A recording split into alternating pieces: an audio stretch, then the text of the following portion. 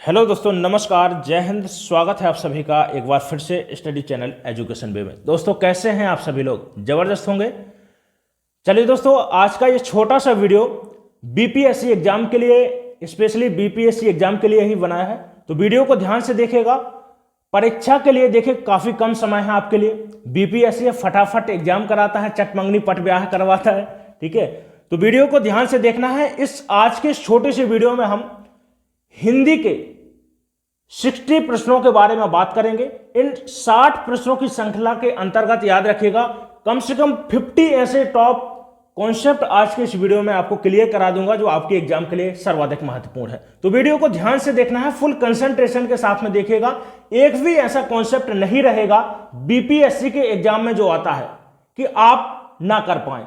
इस वीडियो को देखने के बाद में आपको अलग से ना किसी बुक्स की पढ़ने के लिए आवश्यकता रहेगी और ना ही किसी चैनल पर जाने की आवश्यकता रहेगी। तो आज के इस वीडियो को ध्यान से देखिएगा और यदि आप चैनल पर नए हैं तो चैनल को सब्सक्राइब कर लें और वीडियो को ज्यादा से ज्यादा अपने दोस्तों में शेयर कर दीजिएगा। स्पेशली बीपीएससी के लिए है ये वीडियो। इसके अलावा यदि कोई भी भाई बहन किसी अदर एग्जाम के लिए तैयारी कर रहा हो, किसी भी कॉम्पिटेटिव एग्जाम के लिए तैयारी कर रहे हो, तो उनके पास भी आप शेयर कर सकते हैं आज के इस वीडियो को। क्योंकि देखिए संपूर्ण हिंदी की बात करेंगे आज के इस वीडियो में। ठीक है, चलिए तो देखिए मैं आपको एक झलक प्रश्नों की दिखा देता हूं। यहां पर देखिए एक से बढ़कर एक। ठीक है, बीपीएससी चाहे आप पीआरटी का एग्जाम दे रहे हो, अपर प्राइमरी का एग्जाम दे रहे हो, शिक्षक भर्ती की मैं बात करूंगा। ठीक है, किसी भी एग्जाम के लिए आप यदि देने जा रहे हैं तो एक भी ऐसा प्रश्न नहीं रहेगा कि आज के इस प्रैक्टिस सेट से आप न कर पाए। ठीक है, देखिए चाहे कोई सा भी प्रश्न देख लीजिएगा, 70 प्रश्न आपको हंसते खेलते आज के इसमें वीडियो के अंतर्गत कवर करवा दूंगा। ठीक है, तो चलिए दोस्तों बढ़ते हैं अपने सबसे पहले प्रश्न की ओर। और पहला प्रश्न है आपके सामने स्क्रीन पर। देखिए सभी दोस्तों से मैं एक रिक्वेस्ट करूंगा कि सभी प्रश्न बड़े ही ध्यान से अटेम्प्ट करें और प्रश्नों के आंसर जरूर करते चलिएगा। कमेंट बॉक्स में आप आंसर करेंगे। ठीक है, चलिए तो पहला प्रश्न है आपके सामने स्क्रीन पर और चलिए पहले क्वेश्चंस के लिए आप कमेंट करिएगा।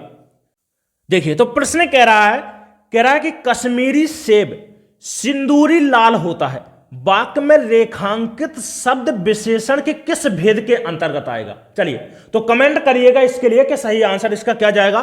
बड़ा ही अच्छा और बीपीएससी एग्जाम के लिए खास तौर से मैं कह रहा हूं कि वेरी इंपॉर्टेंट प्रश्न है। चलिए इसके लिए कमेंट करिएगा।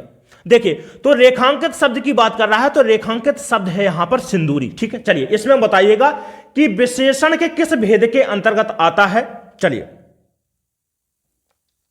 तो देखिए ऑप्शन ए कह रहा है कि गुणवाचक है, सार्वनामिक है, प्राविशेषण है और प्रमाणवाचक है। चलिए तो देखिए ये गुणवाचक की मैं बात करूं तो विशेषण का भाग है, सार्वनामिक और प्रमाणवाचक ये भी विशेषण का भाग है, और इसके अलावा होता है आपका संख्यावाचक।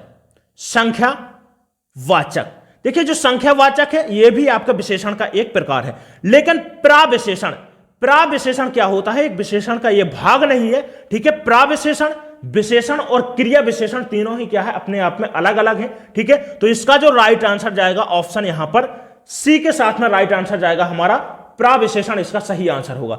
देखिए इससे हमें समझ में आ गया मोटा मोटा कि इसका आंसर क्या जाएगा, प्राविशेषण। देखिए जो हमें बात खोलनी थी वो बात खुल गई। अब थोड़ा सा आपको धैर्य रखना है। 1 मिनट का मैं आपका समय लूंगा यहां पर। 1 मिनट से कम समय में आपको मैं यहां पर प्राविशेषण, क्रिया विशेषण और विशेषण तीनों को यहां पर क्लियर कर दूंगा, क्योंकि बहुत ज्यादा कंफ्यूजन पैदा करते हैं आपको ये एग्जाम में। चलिए इसके बाद में जो आपके अंत के जो प्रश्न रहेंगे फटाफट हम उनको देख लेंगे, लेकिन थोड़ा सा आपको इस प्रश्न पर धैर्य के साथ में आपको समझना है। चलिए तो जो हमारा राइट आंसर जाएगा प्राविशेषण होगा। अब भैया जो हमें कंफ्यूजन पैदा होता है वो होता है, एक तो होता है प्राविशेषण, दूसरा याद रखना है विशेषण और क्रिया विशेषण। चलिए एक एक को समझते हैं। विशेषण से शुरुआत करता हूं मैं। विशेषण की बात करते हैं तो विशेषण का सीधा सीधा है कि भैया जो संज्ञा और सर्वनाम की विशेषता बताते हो ऐसे शब्दों को हम क्या बोलते हैं, विशेषण कहते हैं। जैसे मैं बोलता हूं कि राम काला है, ठीक है, गोरा व्यक्ति, मोटा, ठीक है, लंबा आदमी, ठीक है, नीला पेन चल रहा है, काली शर्ट है, ये सभी क्या है भैया, विशेषता बता रही है। ठीक है, संज्ञा और सर्वनाम की विशेषता बता रही है। ठीक है, चलिए इसके बाद में देखिए विशेषण आपने समझ लिया होगा। प्रविशेषण की बात करता हूं तो मैं सीधा सीधा कह सकता हूं कि बोलते हैं ना यार, हम सभी बोलते हैं कि यार वो आपके पिताजी का भी पिताजी है, ठीक है, अरे आपके बाप का भी बाप है वो। तो भैया ऐसे ही विशेषण के साथ में भी कुछ है कि जो विशेषण है वो विशेषण, जो प्रविशेषण है वो विशेषण का भी बाप है, ठीक है। सीधा सीधा कहने का मतलब है कि जो विशेषण शब्दों की भी विशेषता बताते हो, विशेषण शब्दों की भी विशेषता बताते हो, उनको क्या बोलते हैं, प्रविशेषण बोलते हैं। समझ गए? चलिए देखिए हमारे सामने उदाहरण है, यहां पर वाक्य दिया गया है, पूरा क्लियर करूंगा, आप थोड़ा सा यहां पर परिभाषा सुन लीजिएगा, ठीक है। क्रिया विशेषण, क्रिया विशेषण होता है जो सीधा सीधा बोल देते हैं हम कि जो भैया क्रिया, नाम से ही स्पष्ट हो रहा है यहां पर, जो क्रिया की विशेषता बता रहे हैं कि क्रिया किस प्रकार से हो रही है, क्रिया कैसे हो रही है, ठीक है। जैसे मैं बोलता हूं कि राम धीरे धीरे चल रहा है, तो देखिए जो धीरे धीरे है वो क्या है भैया, यहां पर चलने की विशेषता बता रहा है कि जो धीरे यहां पर क्रिया हो रही है वो कैसे हो रही है, धीरे धीरे हो रही है, ठीक है। चलिए अब विशेषण और प्रविशेषण आपके सामने यहां पर उदाहरण है और इसी के माध्यम से पूरा क्लियर कर दूंगा आपको मैं। चलिए देखिए कह रहा है कि कश्मीरी, कश्मीरी सेब, जो कश्मीरी सेब है यहां पर क्या है, संज्ञा है हमारा, ठीक है। किसी भी वस्तु, व्यक्ति, ठीक है, स्थान का नाम क्या होता है, संज्ञा होता है। जो हमारा यहां पर संज्ञा है, कह रहा है कि जो कश्मीरी सेब है वो कैसे होते हैं, सिंदूरी लाल होते हैं। तो जो लाल है यहां पर, जो लाल है यहां पर क्या है भैया, गुणवाचक विशेषण है। क्या है, गुणवाचक विशेषण है, ठीक है। तो विशेषण क्या हो गया यहां पर, लाल हो गया। लेकिन सिंदूरी, जो सिंदूरी शब्द है यहां पर, वो लाल की विशेषता बता रहा है। कैसा होता है, सिंदूरी लाल है सेब, ठीक है। तो जो विशेषण की भी विशेषता बता रहा हो, ठीक है, उसे क्या बोलते हैं भैया, प्रविशेषण बोलते हैं। चलिए एक छोटा सा यहां पर और उदाहरण लेता हूं मैं कि राम बहुत तेज दौड़ता है, बहुत तेज दौड़ता है। तो जो यहां पर बहुत है, ठीक है, या मैं बोलता हूं कि राम बहुत काला है, तो देखिए जो बहुत है वो किसकी विशेषता बता रहा है, कालेपन की विशेषता बता रहा है, ठीक है। तो जो विशेषण की भी विशेषता बताता हो उसको हम क्या बोलते हैं, प्रविशेषण बोलते हैं। मुझे लगता है कि अब मुझे यहां पर कुछ समझाने की आवश्यकता नहीं है, आप लोगों को समझ में आ गया होगा। और समझ में आ गया हो तो इस वीडियो को फटाफट शेयर कर दीजिएगा, हर भाई बहन के पास में शेयर कर दीजिएगा। जो भी बच्चे बीपीएससी एग्जाम के लिए कर रहे हैं तैयारी, या फिर अदर किसी भी कॉम्पिटेटिव एग्जाम के लिए तैयारी कर रहे हैं, ठीक है, हर बच्चे के पास में शेयर कर दीजिएगा इस वीडियो को। चलिए नेक्स्ट प्रश्न, दूसरा प्रश्न आपके सामने है, बड़े ही जबरदस्त प्रश्न है आज के दोस्तों, पूरा ध्यान से देखते हैं। तो बीपीएससी में इतनी क्षमता नहीं है, मैं चैलेंज कर रहा हूं बीपीएससी के लिए, इतनी क्षमता नहीं है कि आज के इस प्रैक्टिस सेट से ओझल हो जाए आपका प्रश्न, ठीक है। चलिए दूसरा प्रश्न है, कह रहा है कि आ और ई, ए स्वर संधि के किस भेद को व्यक्त करता है, चलिए बताइएगा। आ और ई, कह रहा है कि आ और ई मिलकर के क्या बनाते हैं, यहां पर मेल करते हैं आ और ई का, तो क्या बनता है, एस वर्ण बनता है। तो कह रहा है कि स्वर संधि के किस भेद को व्यक्त करता है, गुण संधि, वृद्धि संधि, यण संधि और दीर्घ संधि। तो सीधा सीधा आंसर जाएगा हमारा गुण संधि, ठीक है। देखिए यदि आपके आ, ई, उ और ऋ, इन चार शब्दों का यदि सवर्ण मिलता है, आपको सवर्ण समझ रहे हैं ना आप, यदि समान शब्द यदि प्लस के इस तरफ भी आते हैं और इस तरफ भी आते हैं, ठीक है, तो वहां पर जो संधि होती है क्या होती है भैया, दीर्घ संधि होती है, ठीक है। ये आप समझ रहे होंगे, ठीक है। जब आ और ई का मेल होता है, ठीक है, तो वहां पर जो संधि जाएगी गुण संधि जाएगी। कहते हैं ना कि एक मात्रा तो गुण, दो मात्रा आए तो वृद्धि, ठीक है, ये आपको याद रखना है। चलिए तो देखिए गुण संधि कौन कौन से शब्दों में होती है, कौन कौन से वर्ण के अंतर्गत होती है, यह प्रश्न आपसे पूछ लेगा। चलिए मैं आपको यहां पर क्लियर कर देता हूं। तो देखिए ई, उ, ठीक है, ई, उ, ऋ के साथ में यदि, समझ रहे हैं ना आप, ई, उ और ऋ के साथ में यदि आ या फिर बड़ा ये शब्द मिलते हैं तो वहां पर ई का बन जाता है ए, उ का बन जाता है ओ और ऋ का बन जाता है अर।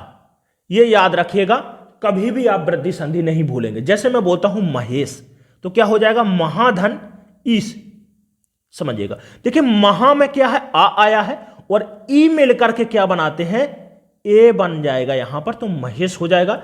दोनों के माध्यम से आपको समझ में आ गया होगा। ठीक है, ट्रिक भी बता दी मैंने कि यदि मात्रा दिखाई देती है और यदि समझिएगा दो मात्राएं हो तो वृद्धि हो जाएगी। ठीक है, आधा कोई अक्षर मिलता है या रा ला वा के साथ में तो यण संधि हो जाएगी। सभी क्लियर करूंगा आज के इस वीडियो में। चलिए क्वेश्चन से कह रहा है कि नल बूंद बूंद टपक रहा है, वाक्य में रेखांकित शब्द बताइएगा। बूंद बूंद यहां पर है बूंद बूंद, तो देखिए नल कह रहा है कि बूंद बूंद टपक रहा है। टपकना यहां पर क्या है, एक क्रिया है। अभी मैंने आपको हाल ही में बताया है क्रिया विशेषण, समझ रहे हैं ना आप, क्रिया विशेषण। जो क्रिया विशेषण है भैया, जो क्रिया की विशेषता बताते हैं ऐसे शब्दों को क्रिया विशेषण बोलते हैं। क्रिया विशेषण आपके चार होते हैं, स्थानवाचक, ठीक है, कालवाचक, प्रमाणवाचक और रीतिवाचक। यदि हमसे यहां पर पूछता है कि कौन सा क्रिया विशेषण है, तो यह भी आपको याद रखना है रीतिवाचक क्रिया विशेषण है।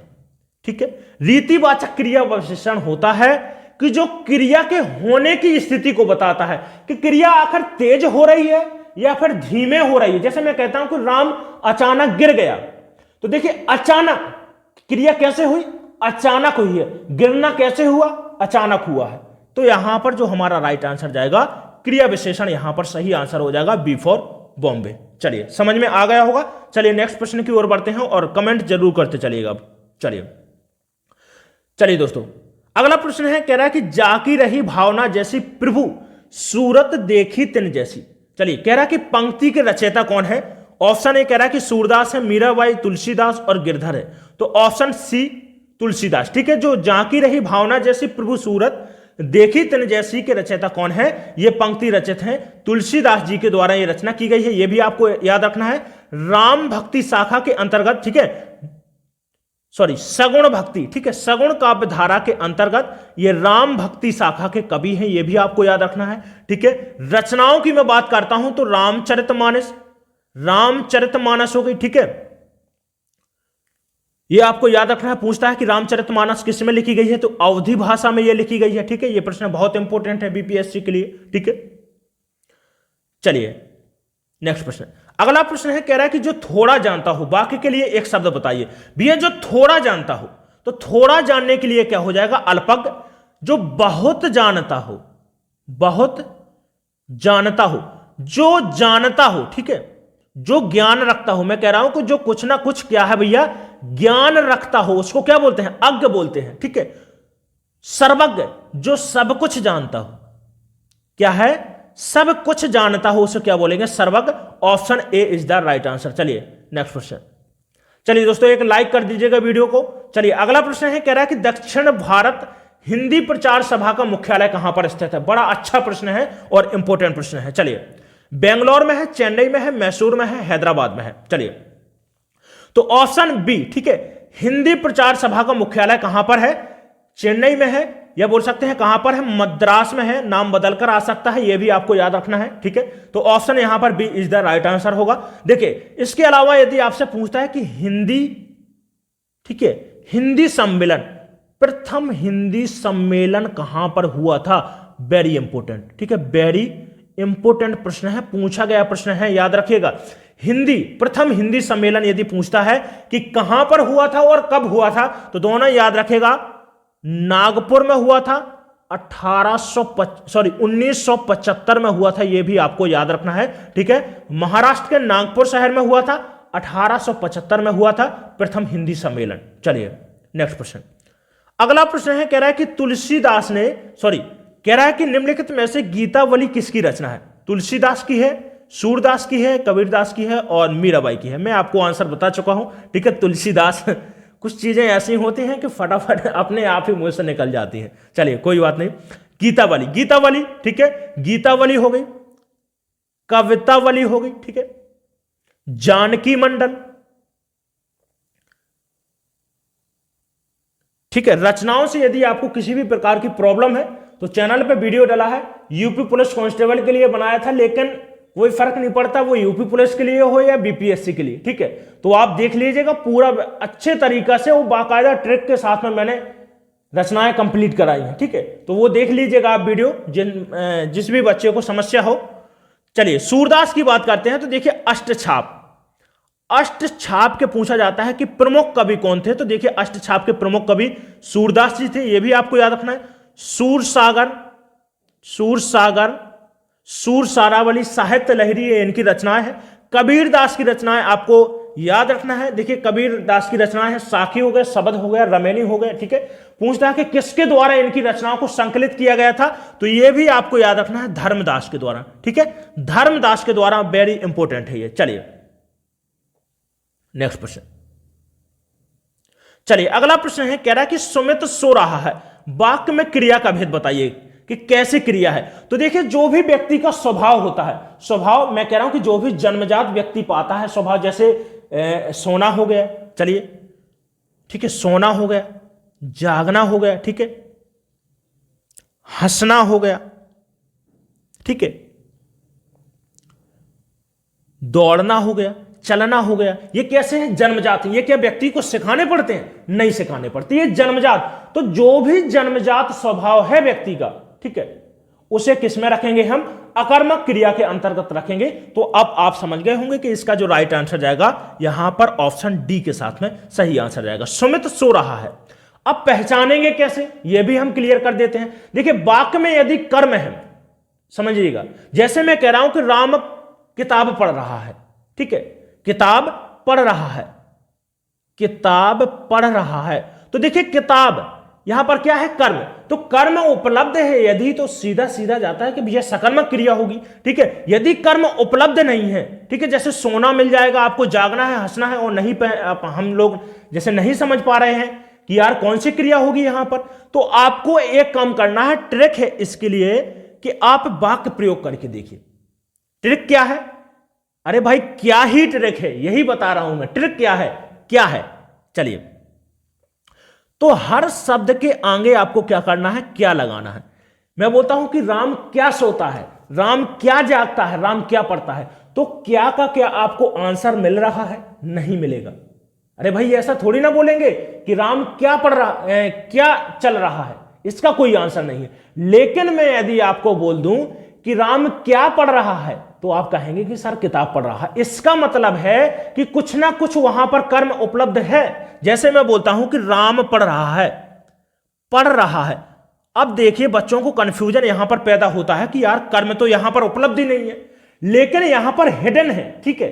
यहां पर जो कर्म है वो क्या है भैया? छुपा हुआ है। तो सीधा सीधा प्रश्न करिए कि राम क्या पढ़ रहा है, प्रश्नवाचक करिए इसको, वाक्य को। और जैसे ही आप प्रश्नवाचक करेंगे तो आपको सीधा सीधा उत्तर मिल जाएगा कि यार कुछ ना कुछ जरूर पढ़ रहा होगा राम, कुछ ना कुछ तो पढ़ रहा होगा, चाहे वो उपन्यास पढ़ रहा हो, कविता पढ़ रहा हो, शायरी पढ़ रहा हो, ठीक है, कुछ ना कुछ जरूर पढ़ रहा होगा। तो जो यहां पर पढ़ना होगी वो कैसी क्रिया हो जाएगी? सकर्मक क्रिया हो जाएगी। चलिए समझ में आया हो? एक लाइक कर दीजिएगा। चलिए नेक्स्ट प्रश्न देखिए। प्रश्न है, कह रहा है कि छा, ठीक है, छा कह रहा है कि ध्वनि किसके अंतर्गत आती है? चलिए कमेंट करिएगा इसके लिए। तो देखिए किसके अंतर्गत आती है? संयुक्त वर्ण के अंतर्गत आती है। तो यहां पर ऑप्शन बी के साथ में राइट आंसर आ जाएगा। संयुक्त वर्ण, या मैं बोल सकता हूं कि संयुक्त व्यंजन यहां पर कहना उचित होगा। देखिए संयुक्त व्यंजन की बात करें तो संयुक्त व्यंजन 4 होते हैं। कौन कौन से होते हैं? छा, ठीक है, त्रा, ज्ञा और श्री। चलिए ये होते हैं 4 संयुक्त व्यंजन। जो छा होता है यहां पर का और सा से मिलकर बना होता है, ठीक है। जो त्रा होता है ता और रा से मिलकर बना होता है, ठीक है। और ज्ञा हो गया जा और या से मिलकर बना होता है। और जो यहां पर श्री है वो सा और रा से मिलकर बना होता है। ये आपके 4 संयुक्त व्यंजन हो गए, ठीक है। इसी प्रकार से देखिए 4 संयुक्त स्वर भी होते हैं, ये भी देख लेते हैं हम। ए हो गया, आय हो गया, ओ हो गया और औ हो गया। ये 4 संयुक्त स्वर होते हैं, इनको भी आपको याद रखना है। तो संयुक्त वर्ण नहीं, यहां पर संयुक्त व्यंजन कहना ज्यादा उचित होगा, ठीक है। ये भी आपको याद रखना है। चलिए नेक्स्ट प्रश्न। चयन शब्द में संधि बताइएगा। संधि विच्छेद क्या होगा इसका चयन शब्द में? तो देखिए चयन की मैं संधि की बात करूं तो यहां पर कौन सी संधि हो जाएगी भैया? अयादि संधि का, ठीक है, एक स्वर संधि का ही भाग है अयादि संधि। तो यहां पर जो संधि होगी अयादि संधि होगी। चयन, देखिए चा च धन क्या हो जाएगा, अन। देखिए जब भी ए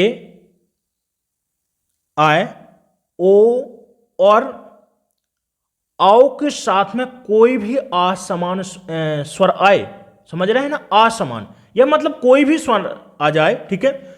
यदि ए आए ओ आओ के साथ में कोई भी स्वर आता है तो ए का बनता है आए। जैसे देखिए हमारे सामने उदाहरण है, तो चे के साथ में क्या आ रहा है, आ, यहां पर ए आ रहा है, ठीक है, और आ मिलकर के क्या बनाते हैं, आए। एक बार उच्चारण करके देखिए, चयन, चय आय, आर आय आ रहा है ना, ठीक है। तो ए बनता है आय, और आय बनता है यहां पर आय, ओ बनता है आओ, ठीक है, और आओ बनता है यहां पर आओ बनता है, ठीक है, ये याद रखिएगा। तो यहां पर ऑप्शन सी हमारा राइट आंसर होगा। चलिए मैं सभी चीजें कोशिश कर रहा हूं कि आज के इस वीडियो में आपको क्लियर करता चलूं, कॉन्सेप्ट क्लियर होना चाहिए, ट्रिक भी करवा दूंगा, ट्रिक भी बताता चला जा रहा हूं साथ में। चलिए अगला प्रश्न है, कह रहा है कि वह घर पहुंच गया, इस वाक्य में पहुंच गया निम्न में से किस क्रिया का उदाहरण। चलिए ये वेरी इंपॉर्टेंट प्रश्न है, ये आपकी चारों क्रियाओं से 100% कह रहा हूं, एक प्रश्न आपको निश्चित रूप से आपके एग्जाम में मिलेगा, एक प्रश्न। चलिए तो चारों को क्लियर कर देता हूं मैं आज।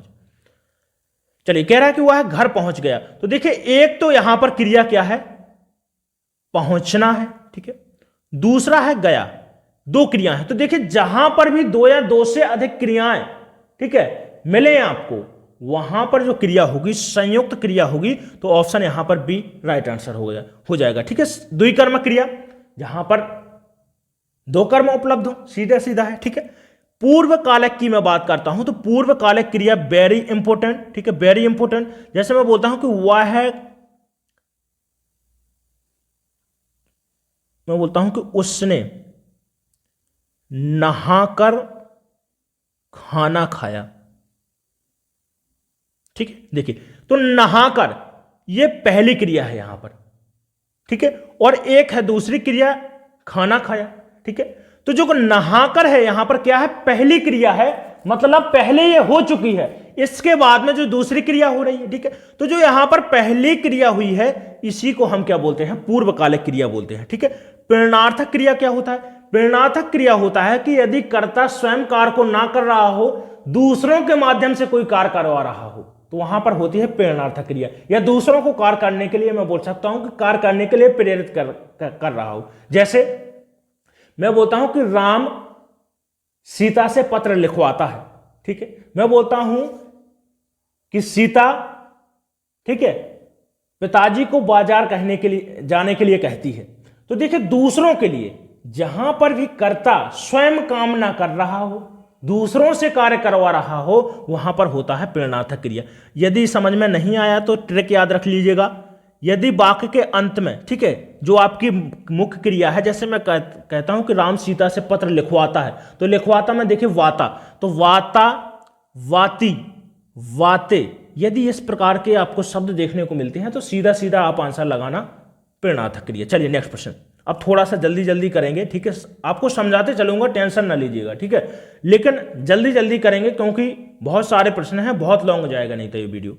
चलिए कह रहा है कि जो धातु शब्द के अंत में जोड़ा जाता है उसे क्या कहते हैं, तो धातु के अंत में जिसको हम जोड़ते हैं उसको क्या बोलते हैं, प्रत्यय बोलते हैं। ऐसे शब्दांश जो धातु के अंत में जोड़ते हैं उसको क्या बोलते हैं, प्रत्यय, और जो शब्दों के आगे जोड़ते हैं उससे क्या बोलते हैं, यह है आपका कोई शब्द, मान लीजिएगा, ठीक है, ये शब्द है, और इसके यदि आगे कोई शब्द जोड़ते हैं तो उसको बोलते हैं उपसर्ग, ठीक है, पीछे जिनको जोड़ते हैं उनको बोलते हैं प्रत्यय। तो यहां पर ऑप्शन ए हमारा राइट आंसर जाएगा। चलिए नेक्स्ट प्रश्न, देवनागरी लिपि का विकास किस लिपि से माना जाता है। चलिए तो देखिए देवनागरी लिपि, देवनागरी लिपि की बात करें भैया तो किस लिपि से विकास हुआ है, ब्राह्मी लिपि से हुआ है, ऑप्शन यहां पर सी राइट आंसर जाएगा। इंपॉर्टेंट प्रश्न है। चलिए देवनागरी लिपि, तो देखिए देवनागरी लिपि के अंतर्गत पूछ सकता है कि आपसे कौन कौन सी भाषाएं आती हैं, कौन कौन सी भाषाएं लिखी जाती हैं। तो पहला तो जो आपको याद रखना है, हिंदी हो गई, ठीक है, मराठी हो गई, ठीक है, नेपाली भाषा हो गई, ठीक है, इसके अलावा आपको याद रखना है हिंदी, मराठी, नेपाली, ठीक है, कुछ मिस कर रहा हूं क्या मैं, ठीक है। देखिए वर्तमान की बात करूं मैं तो देखिए भोजपुरी भी, ठीक है, भोजपुरी भी किसके अंतर्गत लिखी जाती है, ठीक है, देवनागरी के अंतर्गत लिखी जाने लगी है, ये आप याद रखिएगा, ठीक है। खरोष्टी, देखिए खरोष्टी जो लिपि है, एक बड़ा अच्छा प्रश्न बनता है कि ब्राह्मी लिपि का लिखने का तरीका क्या है, ठीक है, दाएं से बाएं लिखी जाती है, बाएं से दाएं। तो देखिए जो ब्राह्मी लिपि है, सॉरी देवनागरी लिपि, तो देवनागरी जो लिपि है कैसे लिखी जाती है, बाएं से दाएं लिखी जाती है, बाएं से दाएं। और जो आपकी खरोष्टी लिपि है इसे लिखा जाता है दाएं से बाएं, ठीक है। रोमन के अंतर्गत अंग्रेजी आती है, ठीक है, अंग्रेजी भाषा लिखते हैं। और फारसी हो गए जैसे उर्दू भाषा, ठीक है, उर्दू भाषा लिखते हैं फारसी के अंतर्गत। चलिए नेक्स्ट प्रश्न, अनुनासिक व्यंजन कौन से होते हैं, बताइएगा इसके लिए। अनुनासिक व्यंजन कौन से होते हैं, कह रहा है कि वर्ग के चतुर्थ अक्षर, वर्ग के तृतीय अक्षर, पंचमा अक्षर और प्रथमा अक्षर। चलिए देखिए वर्ग, तो स्पर्श व्यंजन की मैं बात करूं, देखिए तो स्पर्श व्यंजनों की कुल संख्या 25 है। और इनको देखिए वर्ग बने हुए, जैसे का वर्ग हो गया है, चा वर्ग हो गया, ठीक है, इस प्रकार के वर्ग बने हुए हैं। तो जो आपके वर्ग होते हैं, वर्ग का जैसे का खा गा घा अंगा, ठीक है, चा छा जा झा या हो गया, ठीक है, टा ठा डा ढा अणा हो गया, ता था दाधा, ठीक है, ना हो गया, और पाफा बाभा मा। तो जो पंचमा अक्षर होते हैं इन्हीं को क्या बोलते हैं हम, अनुनासिक व्यंजन कहा जाता है। ऑप्शन यहां पर सी हमारा राइट आंसर जाएगा। चलिए अगला प्रश्न, संघ की राजभाषा हिंदी और लिपि देवनागरी होगी, संविधान के किस अनुच्छेद में अंकित है, चलिए बताइएगा।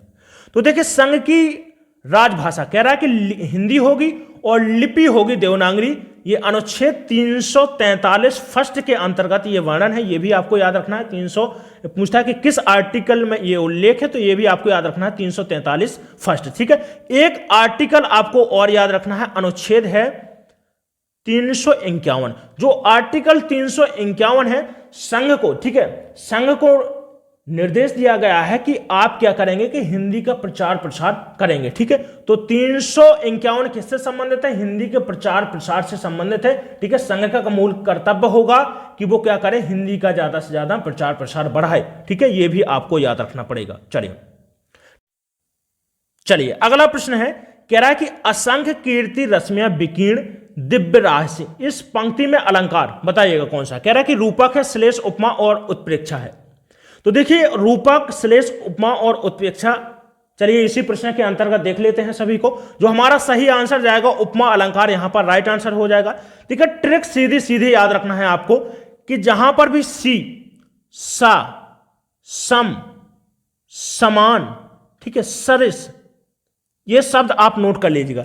यदि इतने शब्द आपको देखने को मिल रहे हैं तो वहां पर जो अलंकार जाएगा सीधा सीधा लगाइएगा आप उपमा अलंकार। चलिए परिभाषा भी आपको बता देता हूं कि जहां पर देखिए दो वस्तुओं में अत्यधिक समानता के कारण तुलना की जा रही हो, ठीक है, जहां पर उनकी तुलना की जा रही हो वहां पर जो अलंकार होता है उपमा अलंकार होता है, ठीक है, ये भी आपको याद रखना पड़ेगा। उपमा का यदि आपसे पूछता है कि उल्टा अलंकार कौन सा होता है तो प्रतीप अलंकार होता है, ठीक है, जहां पर उपमा के अंगों में हेर फेर करके, ठीक है, हेर फेर करके उनकी तुलना की जाए वहां पर होता है प्रतीप अलंकार, ठीक है। तो देखिए तुलना सीधा याद रखिएगा, नाम से ही स्पष्ट हो रहा है।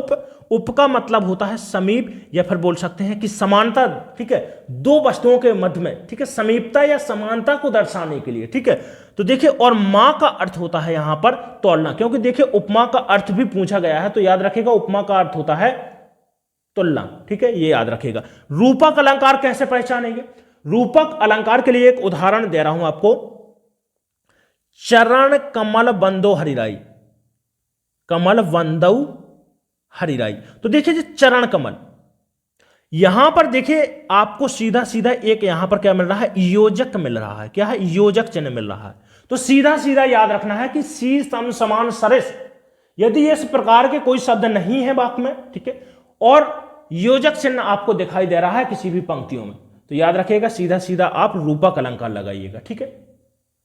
चलिए तरीका भी समझा देता हूं कि देखिए कह रहा है कि चरण कमल, तो जहां पर भी उपमेय को सीधा उपमान बता दिया जाए, ठीक है, उपमेय को ही क्या है भैया उपमान के रूप में बता दिया जाए, वहां पर होता है रूपक अलंकार। जैसे देखिए चरण कमल, अरे भैया चरणों को, यहां पर चरण को ही सीधा कमल बता दिया गया है, ठीक है, कमल की संज्ञा इसको दी जा रही है यहां पर चरण को, तो सीधा सीधा यहां पर जाएगा रूपक अलंकार। रूपक नाम से देखिए स्पष्ट हो रहा है, रूपक उपमेय को, चरण क्या है उपमेय है, और उपमान क्या है कमल है, तो देखिए चरण को ही यहां पर कमल बता दिया गया है, चरण कमल बंदो है दाई। ठीक है, समझ में आ रहा होगा, चलिए कोई बात नहीं। श्लेष अलंकार भैया, श्लेष अलंकार कोई एक शब्द, ठीक है, कोई शब्द एक बार प्रयुक्त हुआ हो और कई अर्थ निकल रहे हों उसके, वहां पर होता है श्लेष अलंकार। उत्प्रेक्षा के लिए सीधा सीधा ट्रिक याद रखिएगा, ठीक है।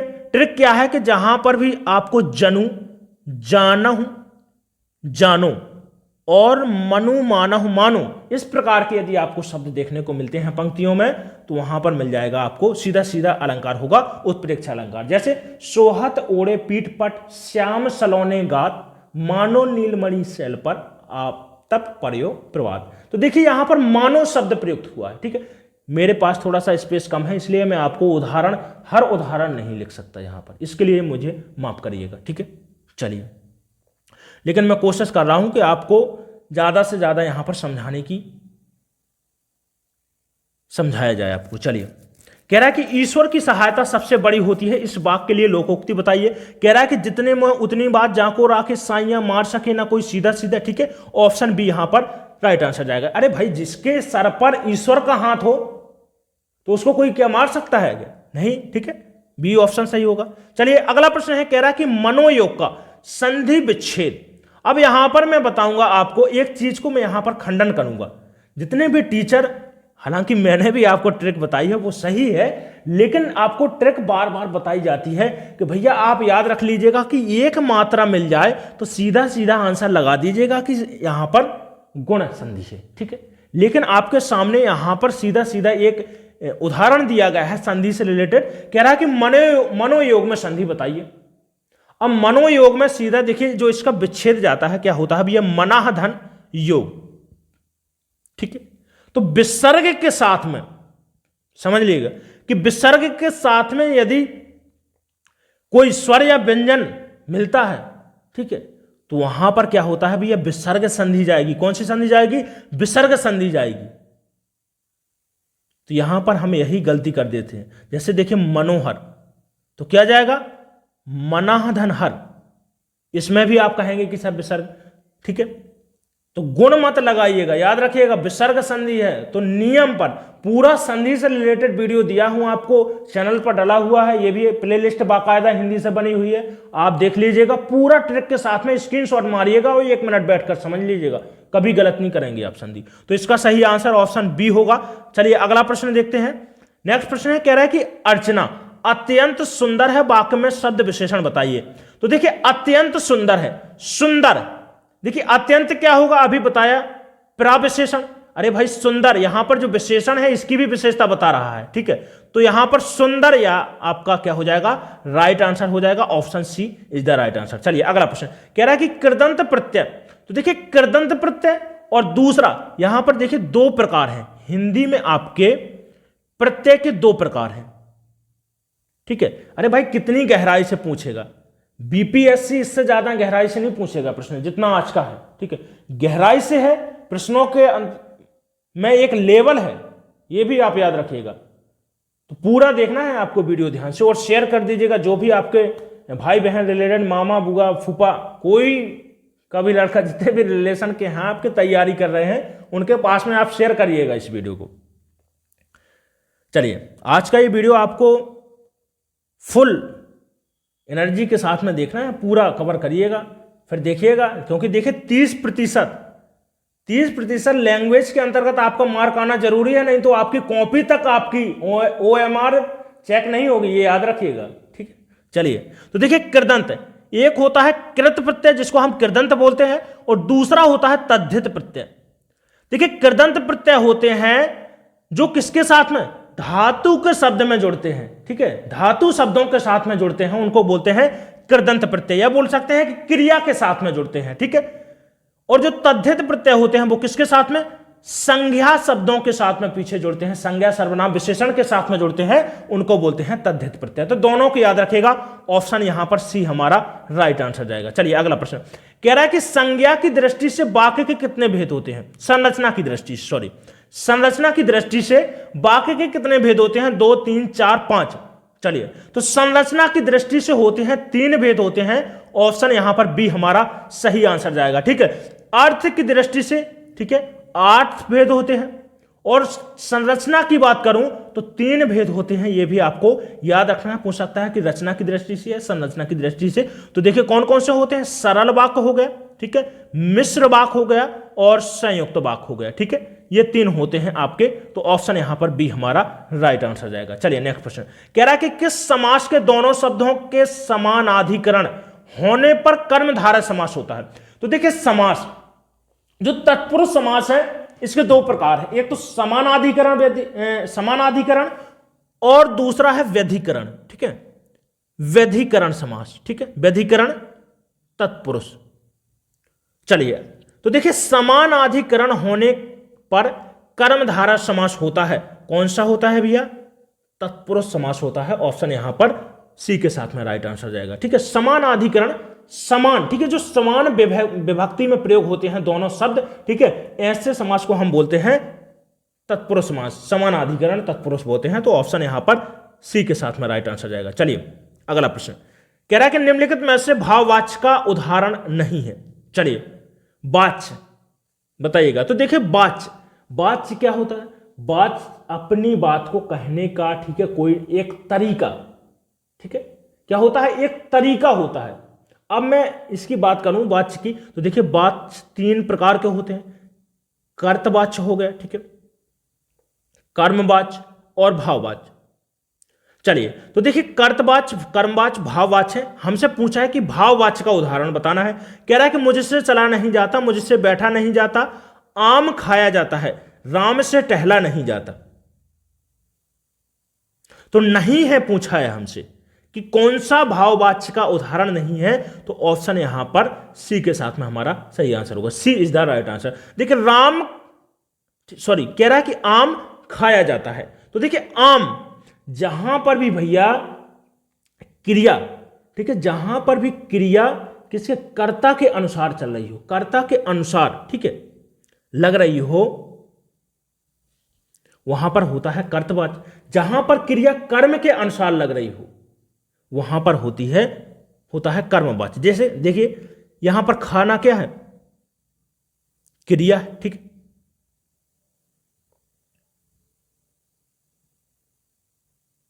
एक मिनट, थोड़ा सा मिस्टेक है कोई। हाँ चलिए कोई बात नहीं, ठीक है। आम, देखिए तो आम खाया जाता है, तो यहां पर कर्म की बात की जा रही है, ठीक है, कर्म के अनुसार क्रिया चल रही है, तो यहां पर होगा हमारा कर्मवाच्य। चलिए देखिए वाच्य की बात है, तो वाच्य से रिलेटेड भी वीडियो है चैनल पर, आप देख सकते हैं। पूरा तीनों वाच्य बड़े ही आराम से 7-8 मिनट का वीडियो है, ठीक है, चलिए देख लीजिएगा। चलिए अगला प्रश्न है, कह रहा है कि संसद से सड़क तक के रचनाकार हैं, बताइए किसकी ये रचना है? श्रीकांत वर्मा, सुदामा पांडे, धूमिल के नाम से जानते हैं जिनको, अज्ञे और रघुवीर सहाय की। चलिए तो देखिए संसद से सड़क तक और सुदामा पांडे का प्रजातंत्र, ये दोनों रचनाएं हैं, धूमिल की रचनाएं हैं, और दोनों वेरी इंपोर्टेंट, ठीक है, दोनों वेरी इंपोर्टेंट है। अज्ञे की बात करता हूं तो नदी के द्वीप, लहरों के राजहंस और शेखर एक जीवनी, ये रचनाएं हैं अज्ञे की, ठीक है। अज्ञे से जो इंपोर्टेंट रहेगा, प्रश्न हो सकता है आपसे पूछ ले कि अज्ञे का पूरा नाम बताइएगा, तो अज्ञे का पूरा नाम आपको याद रखना है सच्चिदानंद हीरानंद वात्सायन अज्ञे, ठीक है, ये अज्ञे का पूरा नाम है, और ये प्रश्न कई बार एग्जाम्स में पूछा जा चुका है, तो याद रखिएगा आप लोग। चलिए कह रहा है कि अश्व का पर्यायवाची शब्द नहीं है, घोड़ा है, तुरंग, ठीक है, खर किसका है भैया? खर हो गया धूसर, गर्दभ, ठीक है, गधा के पर्यायवाची हैं। किसके हैं? गधा के पर्यायवाची हैं, तो ऑप्शन यहां पर बी राइट आंसर जाएगा। घोड़ा हो गया, हर हो गया, तुरंग हो गया, अश्व हो गया, ये सभी पर्यायवाची हैं घोड़े के। चलिए नेक्स्ट प्रश्न है, कह रहा है कि पर्वतीय कौन सा विशेषण है? पर्वतीय में बताना है कि कौन सा विशेषण है। प्रकार पूछा है, तो देखिए 4 प्रकार हैं विशेषण के, गुणवाचक, ठीक है, संख्यावाचक, प्रमाणवाचक और सार्वनामिक।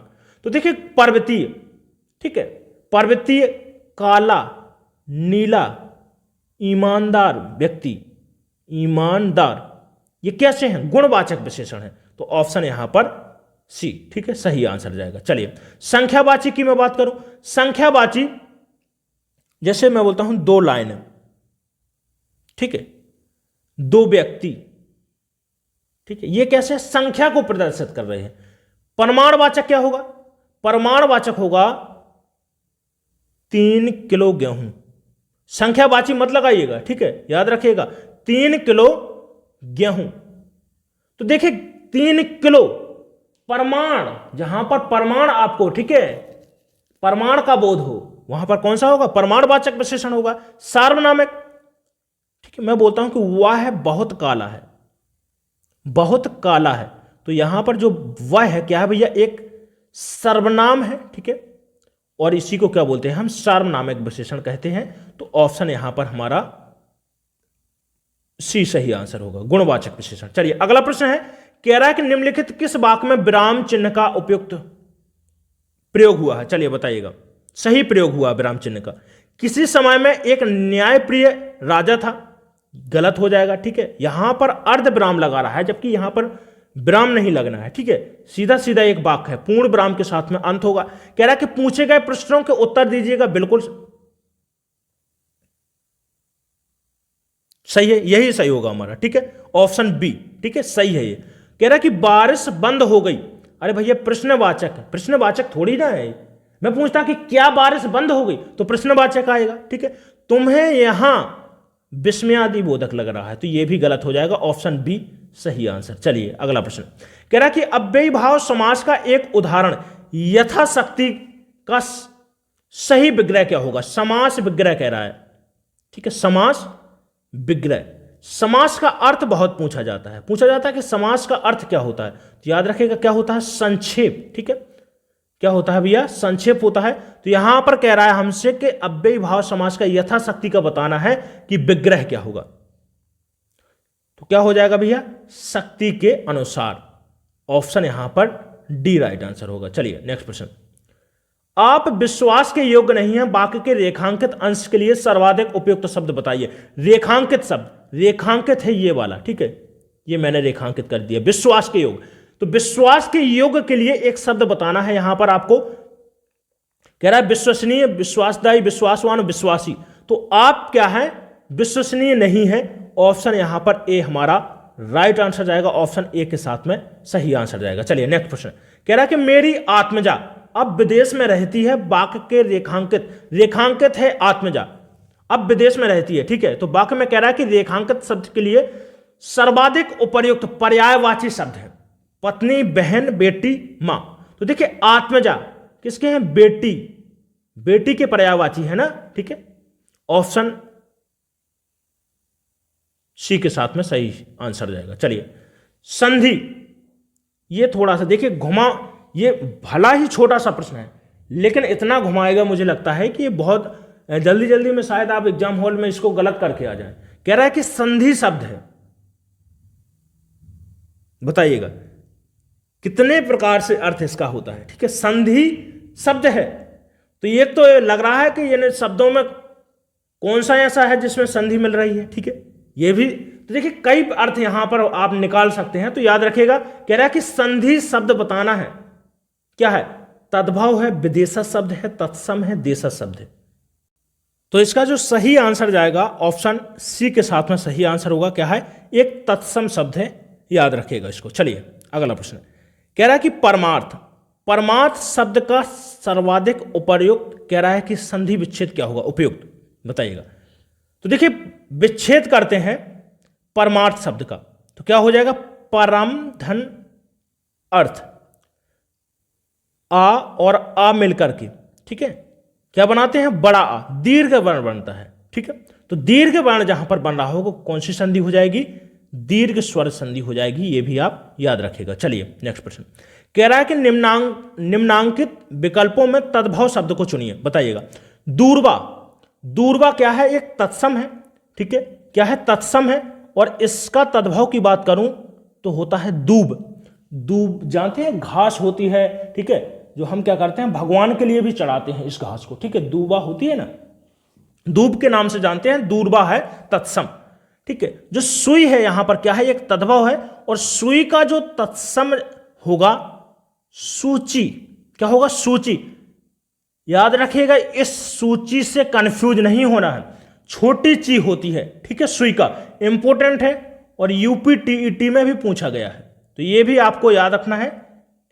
ठीक है, मूल्य क्या है भैया, एक तत्सम है, मोल होगा तद्भव, दीप तत्सम है, दिया होगा। ठीक है, क्या होगा या, अरे जो सॉरी दिया, दीपक होता है ना। ठीक है, चलिए, तो यहां पर ऑप्शन बी सही आंसर हो जाएगा। चलिए, अगला प्रश्न है, कह रहा है कि ऊंची दुकान फीका पकवान, गुण के विरुद्ध नाम होना, केवल बाह्य दर्शन, उच्च और असाधारण की तुलना कैसी, ना कारण होना, ना कारण होगा और ना कार्य होगा, तो केवल बाह्य प्रदर्शन। ठीक है, बी सही आंसर हो जाएगा। चलिए, अगला प्रश्न, दिए गए किस शब्द की वर्तनी शुद्ध नहीं है। चलिए, कह रहा कि वत्सल बिल्कुल सही है, प्रतिनिधि भी सही है। ठीक है, पृथुल यह भी सही है, कर्मनिष्ठ नहीं होता, कर्मनिष्ठ होता है। ठीक है, क्या होता है, कर्मनिष्ठ होता है, तो यही हमारा सही हो जाएगा। चलिए, कह रहा है कि शब्द और उसके विलोम का सही जोड़ा नहीं है। अमर का मर्त बिल्कुल सही है। ठीक है, अमर हमेशा, ठीक है, जो कभी ना मरे।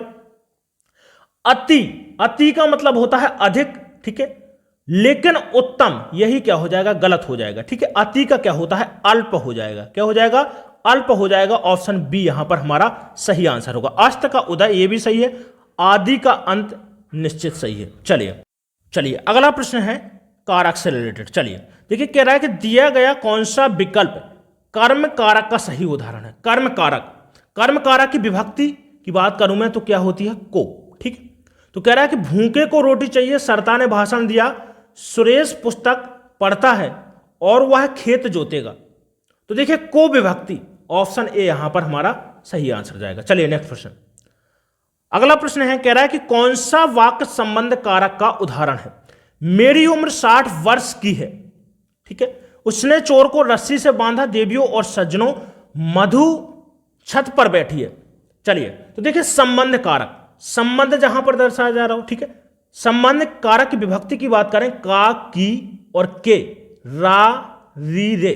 तो देखिए, रे, ठीक है, रा, री, रे, का, की, के। ठीक है, तो की विभक्ति प्रयोग हुई है, मेरी उम्र 60 वर्ष की है, तो यह भी आपका राइट आंसर होगा, ऑप्शन ए। चलिए, नेक्स्ट प्रश्न, अगला प्रश्न है, कह रहा है कि इस बाग में अब मत घूमो, वाक्य में रेखांकित शब्द का सर्वाधिक उपयुक्त पर्यायवाची शब्द बताना है, कौन सा है। तो देखिए, बाग में, बाग के लिए बता रहा है। ठीक है, रेखांकित शब्द है बाग, तो बाग का जाएगा भैया वाटिका। अरण्य मत लगाइएगा, अरण्य होता है जंगल या वन के लिए, तो जंगल और, ठीक है, बाग में अंतर है, याद रखिएगा। ठीक है, चलिए, नेक्स्ट प्रश्न, अक प्रत्यय के योग से बनने वाला शब्द नहीं है। कह रहा है कि नर्तक, ठीक है, यह भी अक प्रत्यय लगा हुआ है, लेखक में भी अक प्रत्यय लगा हुआ है, दैनिक, दैनिक में लगा हुआ है एक प्रत्यय, तो यही हमारा सही आंसर हो जाएगा। चलिए, कुल्हाड़ियों को आते देख पेड़ रोने लगे, वाक्य में अलंकार की दृष्टि से उदाहरण बताइएगा, कौन सा है।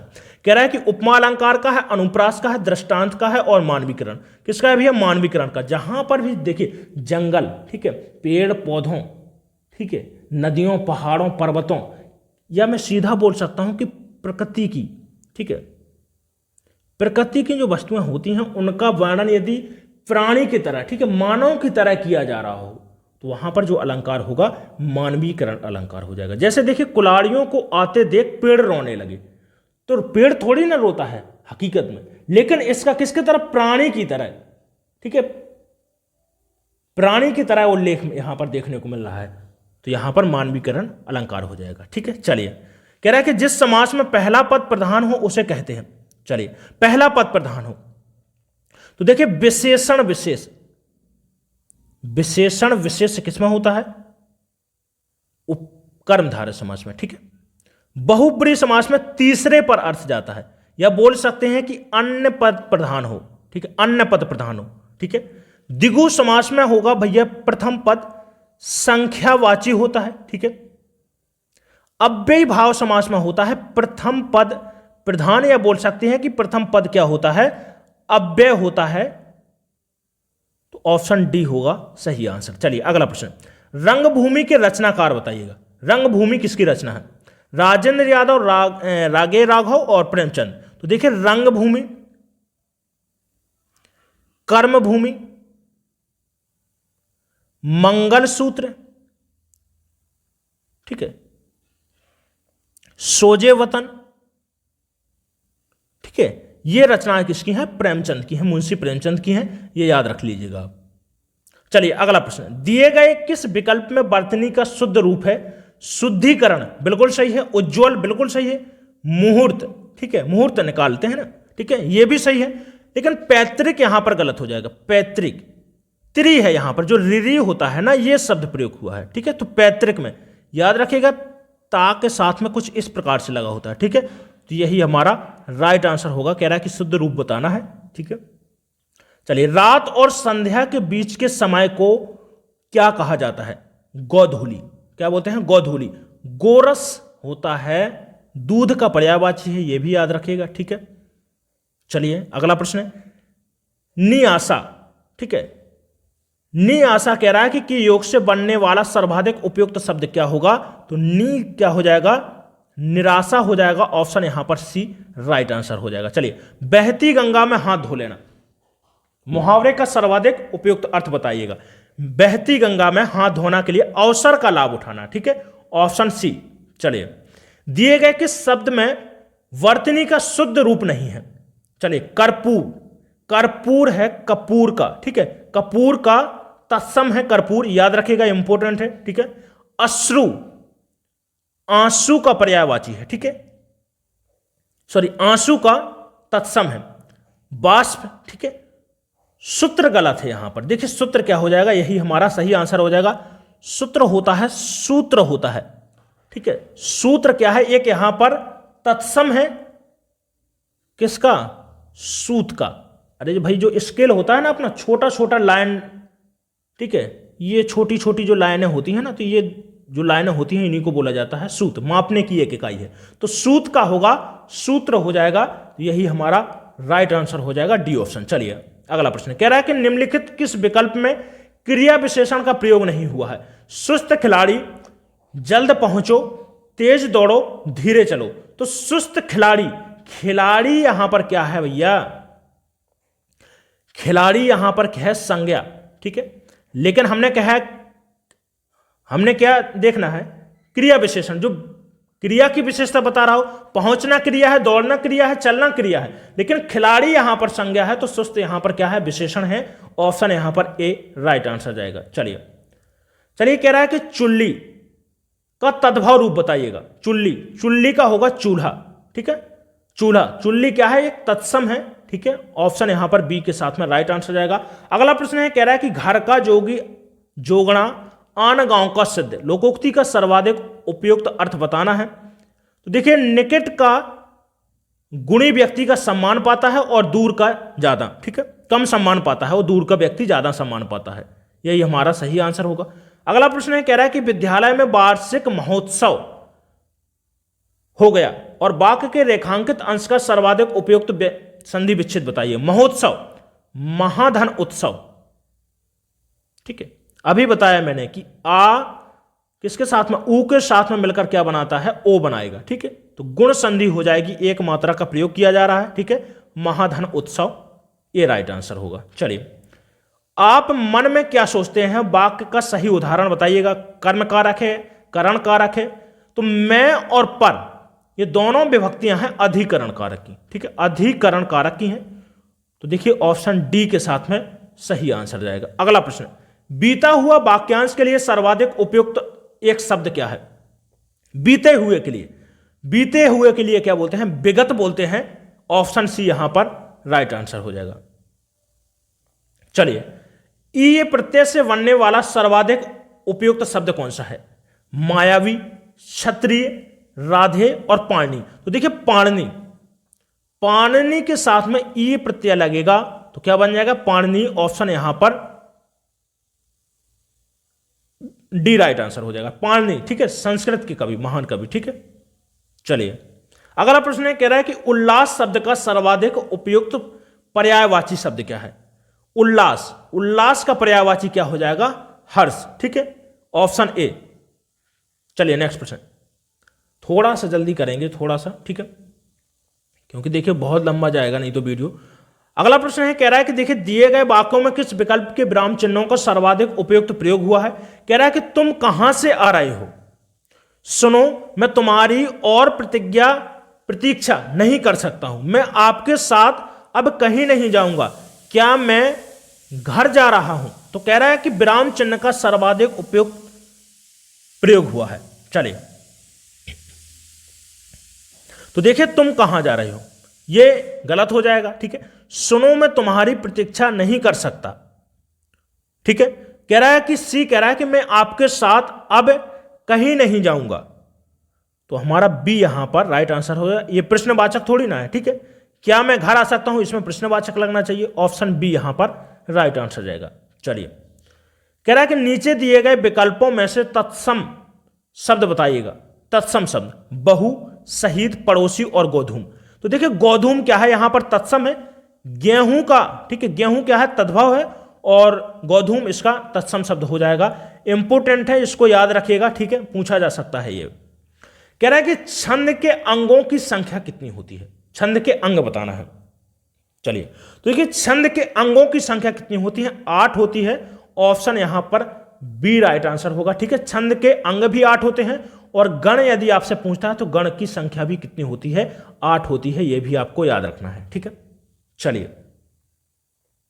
चलिए दोस्तों, ये रहे आज के प्रश्न, और कमेंट करके आप जरूर बताइएगा कि आज का ये प्रैक्टिस सेशन कैसा रहा है। आपको अच्छा लगा हो तो एक लाइक जरूर करें, और इस वीडियो को ज़्यादा से ज़्यादा हर भाई बहन के पास में आप शेयर कर दीजिएगा, ठीक है। लगभग 5-6-7 दिन का जो समय बच रहा है एग्जाम्स के लिए, ठीक है, बीपीएससी एग्जाम के लिए, तो हर भाई बहन के पास में पहुंच जाए। बहुत ही अच्छे प्रश्न हैं, और मुझे लगता है कि शायद ही ऐसा कोई प्रश्न रहेगा आपके एग्जाम में कि आज के इस सेट से जो बाहर हो जाए, ठीक है। भले ही हो सकता है कि हूबहू प्रश्न आपके एग्जाम में ना मिले, लेकिन कहीं ना कहीं देखिए इसी टॉपिक पर कॉन्सेप्ट के साथ में आपको समझाया है, और बाकायदा मैंने ट्रिक के साथ में भी, जहां पर भी ट्रिक मुझे लगा कि आपको बताना चाहिए, ठीक है, ट्रिक के साथ में भी कंप्लीट कराया है।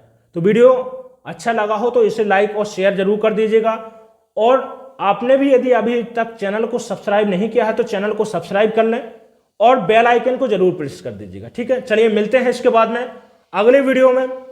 धन्यवाद।